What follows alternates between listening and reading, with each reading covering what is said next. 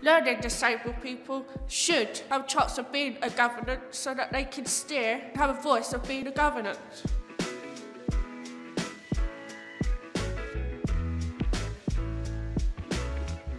Inclusive governance Means everyone, basically. So I probably shouldn't say this, but it can be really annoying when people just want to pop a learning disabled person on a board and think, great, we've got learning disabled representation on our board, done, easy, right? It doesn't really work. No, like ableism it can be pretty confusing, and I'm glad that I've gotten to share my knowledge throughout the years of me being in access areas, and so they can change, so we can change and improve.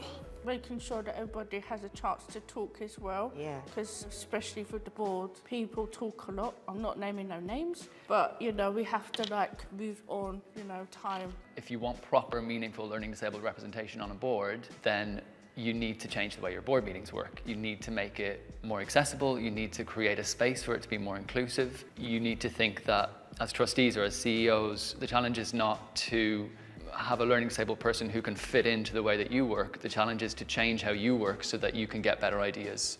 Some of the other things that we do to try and make sure that it's an inclusive space, for one, we put together accessible agendas. We do a prep session first of the agenda that we would like to talk about. So we go over it and we pick the most important topics that we really want to talk about in the board. It's not just about having an easy read document to go through, it's also about how you lay out the meeting. And also we make sure to, whoever takes turns, for the warm-up, who speaks. We know in advance what we're going to be talking about when, and those agendas as well are quite visual. A really simple thing is we include photographs of the people who are talking or who are leading it.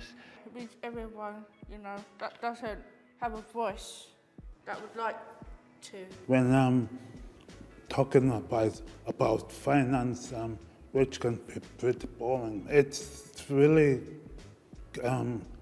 good to hear about those kind of things where the money is going. How do we make sure that everybody understands the story that you're telling with finance? You need all of your trustees to understand if there's a risk, if there's a problem going to come up with finance. So what we do is two things. We try and put everything into graphs so that it's quite visual. And then the second thing is really just thinking about the storytelling of your finances.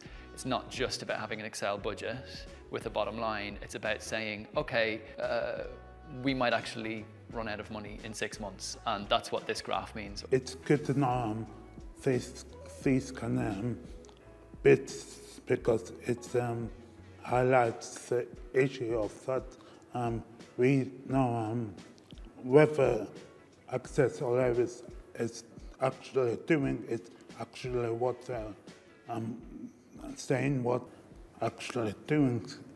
So yeah, it's really great to see that side of board meetings. It also helps to have the conversation around, if we only have so much money and we have to decide what project to do, by doing it like this, you kind of chip into that conversation as well. Where should we spend our money? What should we prioritise? With the board members as well, they try their best, to, correct their wording, to explain stuff. So I was, really chuffed about that. They really shift in the moment, don't they?